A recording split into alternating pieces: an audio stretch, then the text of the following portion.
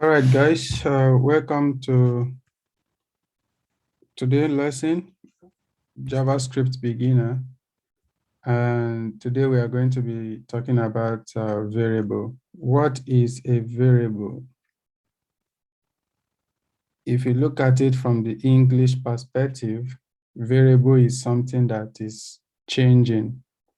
So in JavaScript, you can use variables to hold item. You can see variable as a container that you can put in anything of your choice and it will hold it.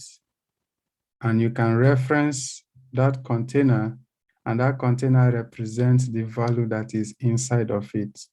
So in JavaScript, how do you create variables or declare variables? If you want to create a variable, the terminology is known as declaring a variable. So when someone says declare a variable, then you know what they are talking about. So declaring a variable is the act of creating a variable in JavaScript. And for every declaration of a variable, it has 3 keywords that you can use. One of the keyword is var, and the other one is const, and the third one is let. So you use these 3 keywords to define a variable. So we are going to start with the var. And once we understand the concept, we are going to also go into const and let. So when you want to declare a variable, you start with one of the keywords, and in this time we are talking about var, followed by the identifier, which is the variable name. And how do you name your variable? It can be an alphabet, say A, for example, and this is how you declare a variable. When you do this, in JavaScript, it means you have declared a variable with an identifier A. So the A is what you will use to reference this container that you've created here. So you see that I terminate this without any value. So at this stage, when we reference our A, remember how we output stuff in JavaScript that we discussed the last class? You use console.log to print value into the console. So here, our A, if you want to check the value of A at this point, it's undefined. You see here, the value is undefined because we have not given it any value yet. We just declared the variable. So variable declaration, by default, JavaScript is going to assign the value undefined to it until you assign a value to it. How do you assign values to a variable? Before that, let's talk about naming your variable. So naming variable in JavaScript, like I mentioned, it can be as simple as an alphabet, A, and you can use A to Z, whichever you want. You can do var B, var C until Z. All those variable names are accepted in JavaScript. You can also do alphanumerical.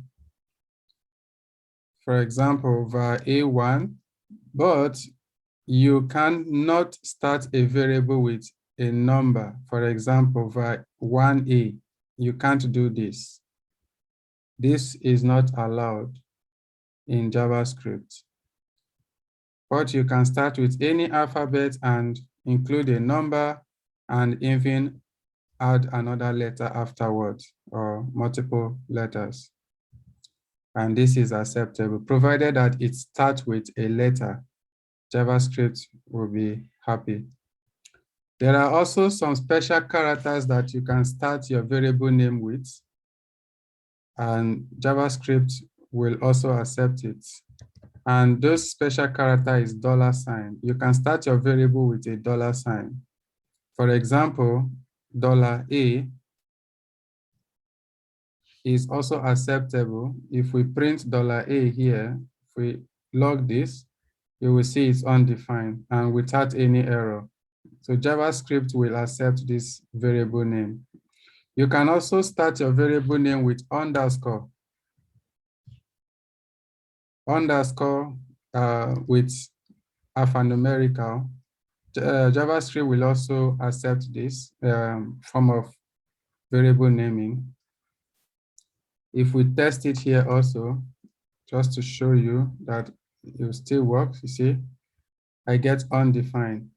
If I do something like starting with a number, like I told you, that JavaScript doesn't allow this. Imagine we try to print this 1_a, see what will happen. You see, syntax error. Remember the last class we discussed JavaScript syntax. So this is telling you that the syntax is not correct.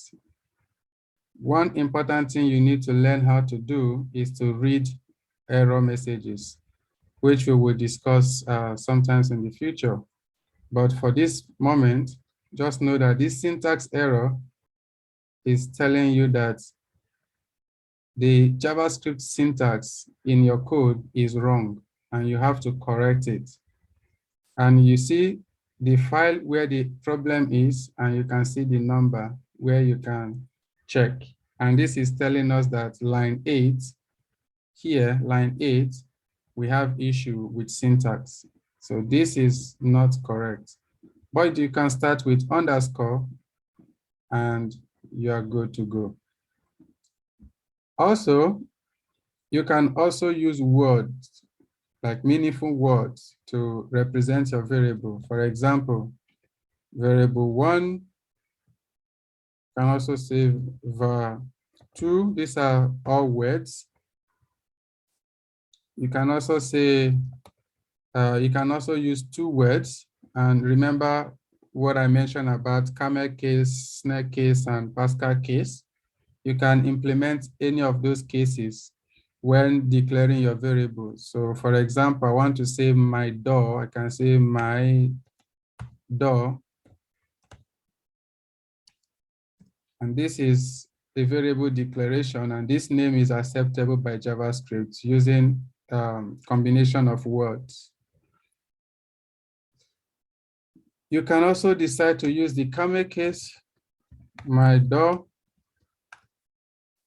and JavaScript will not complain. This is also a valid variable naming. You can also use Pascal case, like I mentioned before, my door.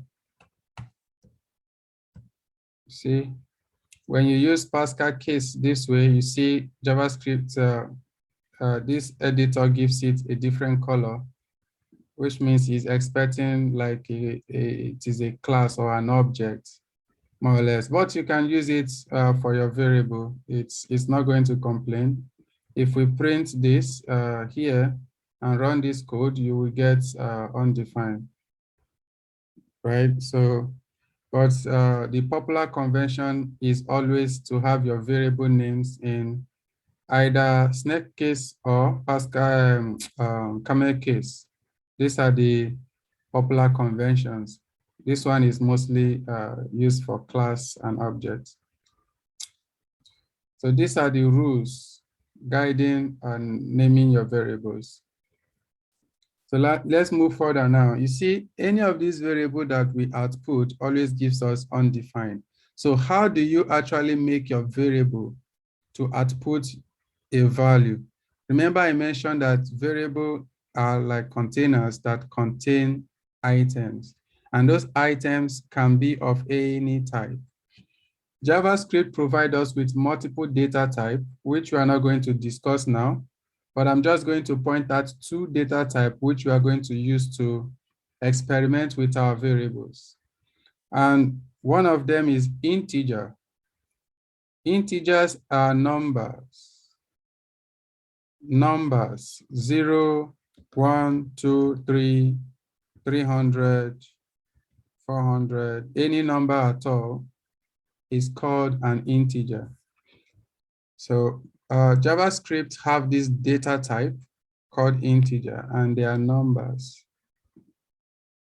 The second data type we're going to discuss also is string. String data type are anything that you type in your JavaScript file and put in a double quote, say 1, or single quote, say 1. Now, remember I'm putting numbers in there, but JavaScript will not see this as a number. It's going to see it as a string. And I can also put in a quote and put a word in there. String, my name, loved. These are all sample of strings, literals. So here, this one, if you look at it, you see that is a number, but JavaScript doesn't see it as a number. It sees it as a string. So when they ask you what is the data type of this literal, you will not say is an integer because it is surrounded with a quote. Either double quote or single quote is the same. It's going to reference it as a string. So for example, when you are doing operations in JavaScript, if you say 1 plus 1, because it's a number, this is an integer. Let me take out some of these errors. So if we run this, you see 1 plus 1 is 2 because it's a number. What if we make it a quote like this? So this is no longer a number and the operation will differ. So when you run this now, instead of getting a 2, you are getting 1, 1. So your plus operator here becomes a concatenation operation because two strings are being added together. So it concatenates it instead of doing a mathematical operation. So that is how to identify strings. So these two data types, how do we assign it to our variable in order for these identifiers to represent the value? And that is when we discuss about the assignment operator. Assignment operator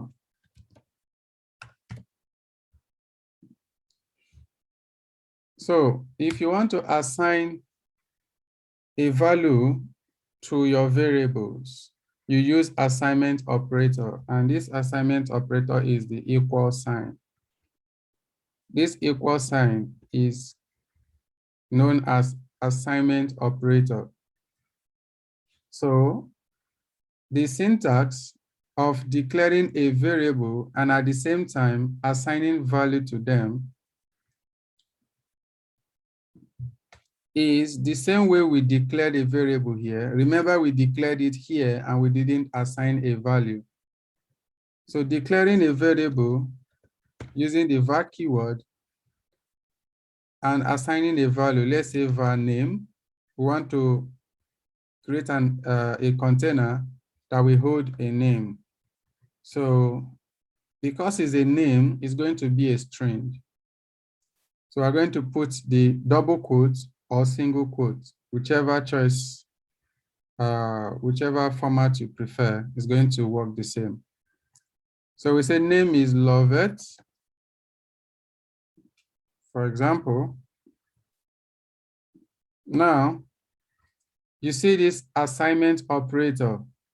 When you have the keyword and the identifier followed by the equal sign, anything that is by the left side, by the right side, is going to be assigned to this identifier. So this name, this string literal here, Lovett, this name identifier will represent this Lovett. So whenever we, in our code, we mention name, for example, we put it in our console. If we run this code, it's going to execute and replaces this container. Remember, our variables are containers. So they have a representation.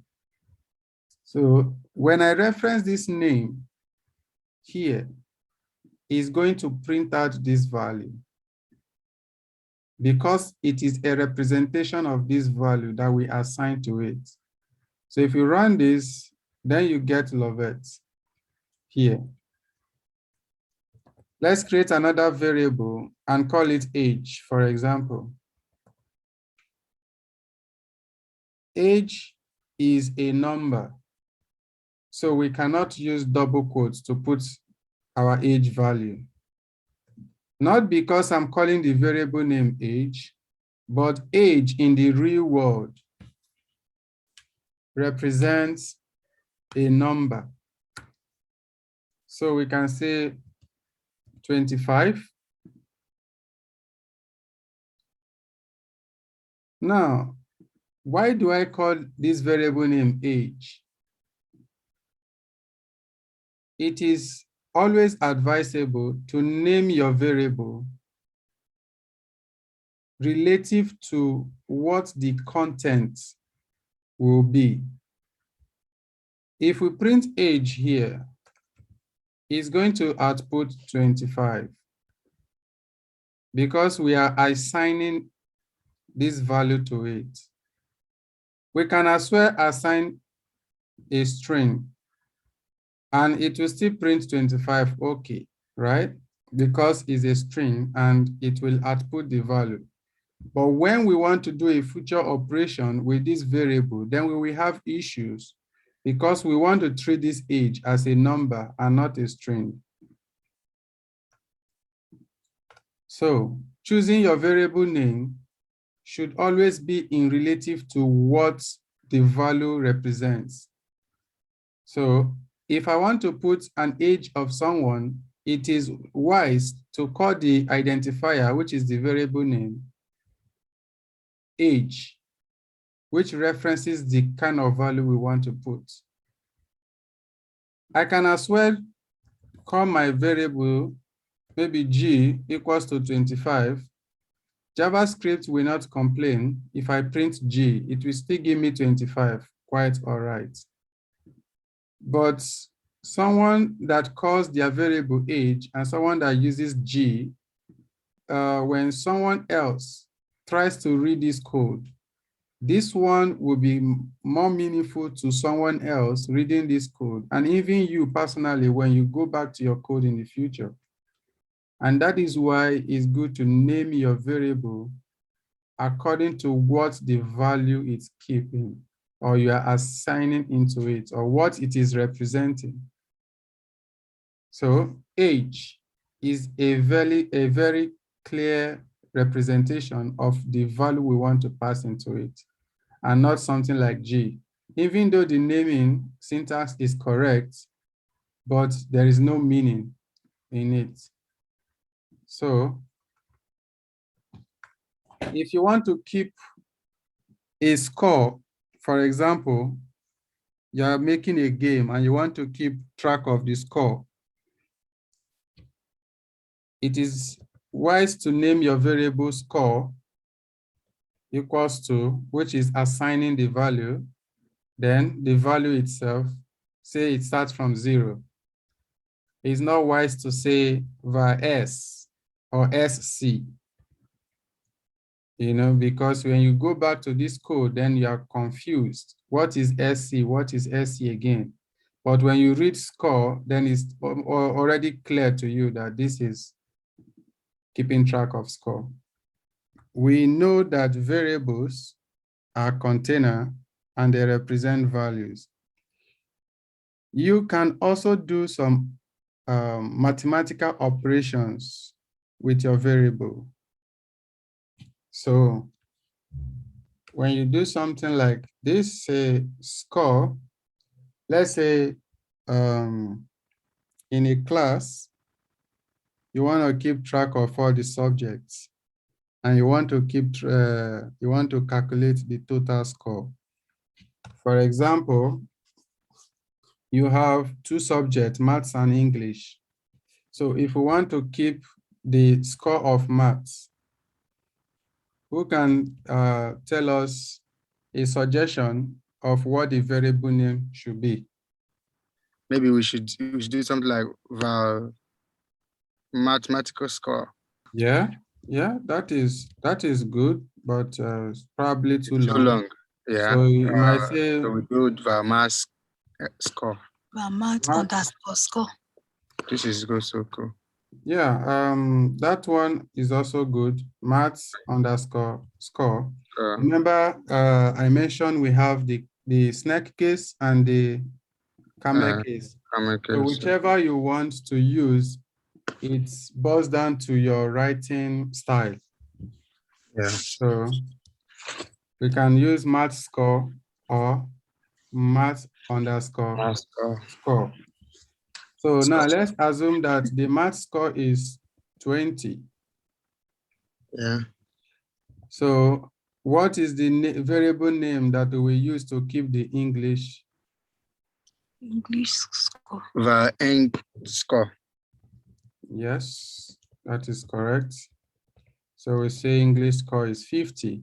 So now, if we want to add the two score together to get the total, what will be the variable name to hold that total value? The total score. Yes, correct. The total score. Now, you can do total is fine, but total of what? But when you put score, then it's more clear that this total is actually summing the score. Yes. So you see, when you add these two, remember I said they are placeholders. They are container that representing this value. So in your variable, you can actually assign the product of another variable into a variable. What do I mean? It means that this math score, I can assign it here. Yes, added to and the English score. Also add this English score using the mathematical operation, which one of them is plus.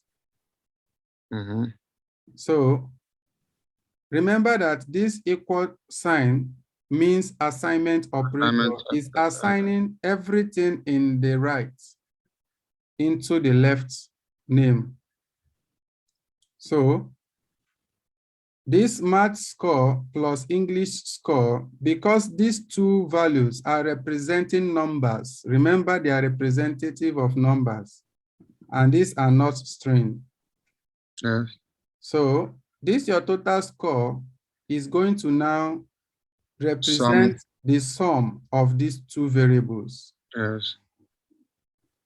So if I print our total score right now, what do you think the value will be? 70. Correct. So you run it, you get 17. What if I say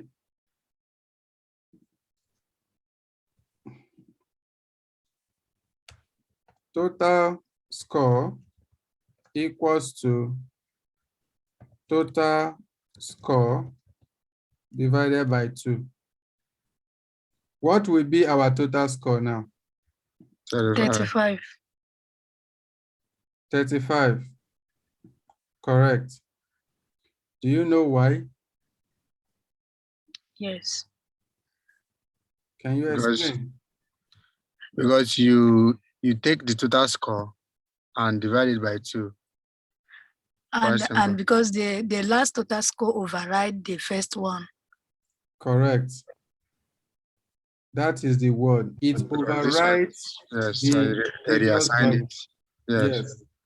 It overrides the previous value because we are taking note of this assignment operator here. Yeah. It is override, even though it's using itself inside. It's taking the previous value and dividing it by 2 and reassigning it to itself.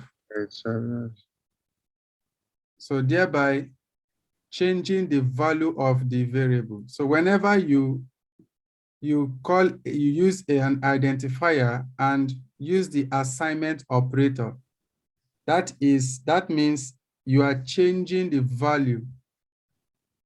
You are changing the previous value to a new value. Even though this is a computational value, it's still going to override the previous one. So that is good. So now I've introduced 2 mathematical operators here. You see, we can also use minus. So if we want to see the score difference between English and maths, we say, what will be the variable name? We want to store the difference between English score and math score. So Difference. Score difference is also good, but can we go more detail? Because if I see score difference, I will be like, okay, maybe there are so many scores. Which of the score difference am I looking at?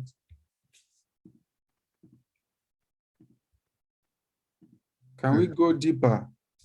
Difference of math and English. Okay, math and English, yes. Yeah, but That is that name is getting different long. underscore math. But it's going to be very long.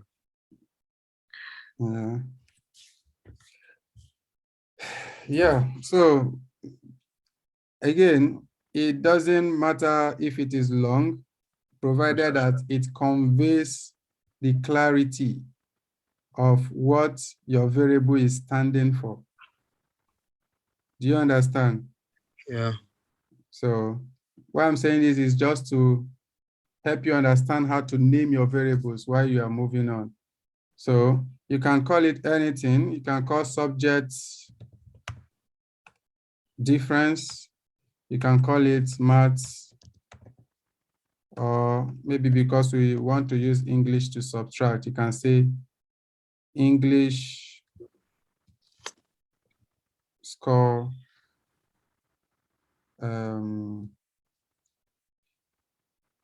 English and maths Difference.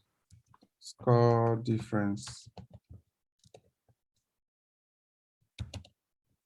So how do we get that value? Can someone tell me what we need to assign to it? English score minus math score. Minus math score, correct. Then you print the English and the math score difference. If I print this now, what will be the value? 30. Correct. 30. Cool. So now we want to introduce multiplication. So if we want to get the percentage, if we want to get a percentage of this score, in respect to the 2 score, if we want to say, what is the percentage score of maths in all this, in respect to all the subjects? Then we can say something like this: percentage score, for example. Now things can get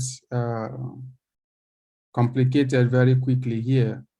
So if we want to, remember we mentioned the total score. So we need to remove this in order to keep that our total score, initial total score, which is the maths and English, that is 70, right? So we want to say, what is the percentage of this maths in respective of both? So this is where your knowledge of mathematics come to play, right? So we want to get maths score over the total score times 100. 100. This is how to calculate percentage. This is a simple mathematics knowledge. So you see here, sometimes I don't terminate the line and JavaScript doesn't complain.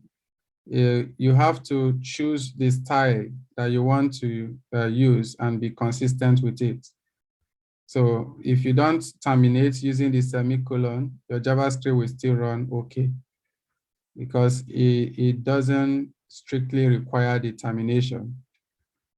But it's always good if you have it, because it helps you to define when a particular expression is over. Okay, so we run this and, oh, sorry, I want to print the percentage. So if I run this, you see here the percentage of maths score. And again, this, we just said percentage score. It was supposed to be percentage of math score. So, yeah, because we calculated for maths. We can also do the same for English. And we say percentage English score. And we call English score divided by the total times 100. And this will give us the percentage of English. So if you run this, you get 7. So you see, when we printed the English percentage English score, you see the percentage. So if we add these two percentage score, it's obviously going to give us 100 because they are based on 100. So if I add these two, it's going to give me 100, you see? So that is how you can play around with variables. You see, you can assign individual value. You can assign a string. For example, if you want to print this now, you can say, name, which is Lovett. You can add it a string literal like is, then with the plus age.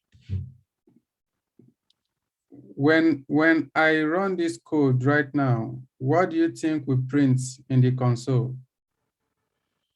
Name Lovett is 25. Yes. So if I run this code, it's going to print Lovett is 25. Remember, see here, there is no space between Lovett and is because I didn't put space here. I only put space at the front. So space characters are also considered as part of character count, which in later class I can go in depth on this. But for now, just know this space is not just empty. There's something there, but it's invisible. So you see here, Lovett is 25. The name is a representation of this name here. And the age is a representation of this 25. So JavaScript knows to substitute this identifier with the actual value that is assigned to it. And I have also gone through how you can manipulate your variables with calculated values that is derived from other variables. Not only that you can define a variable, but you can override them to assign new variables, which I demonstrated here when I added the total score equals to total score divided by 2. So this will override the score, total score value, and that can be done with any of these. The same way, when you define a variable without assigning a value to it, you can assign a value to them later. For example, this variable a, if we console log a here, it gives us undefined. Then if we decide to assign a value to a, for example, say 3, if you run this now, your variable a is no longer undefined because we have assigned a value to it. So it has overwritten the undefined and put the actual value to it now. So you can define a variable, then add the value, assign the value to it later on, or you define the variable at the same time, assign a value to it. One last thing I need to talk about variable is also that you can define multiple variables in one line using one var. Instead of having all these var in one line, different name, you can write it in a go to say var A, B, C, until how many variables that you want. So this will declare these 3 variables. So this is equivalent to this 3 code here. So this is like a shorthand of doing these 3 stuff. And at the same time, after declaring this variable, you can as well assign value to it later on. 34, and if I print A, it gives me 34.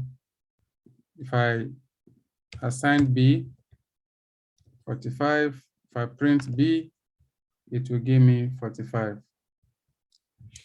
So this is how to declare a variable in one go, in one line. This is especially useful when you have so many variables that you want to declare.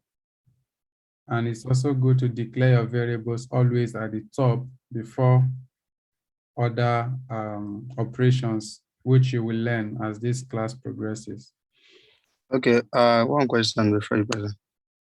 Okay. This one-line variable declaration, is it also relevant when you are assigning value immediately? Yes, yes, you can also assign value immediately.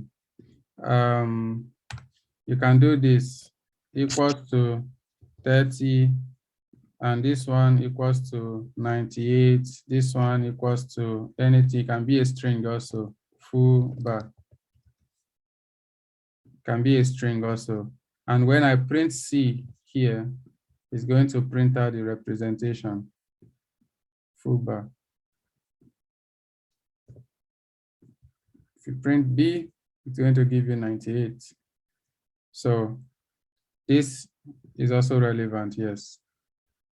Thank you for the question.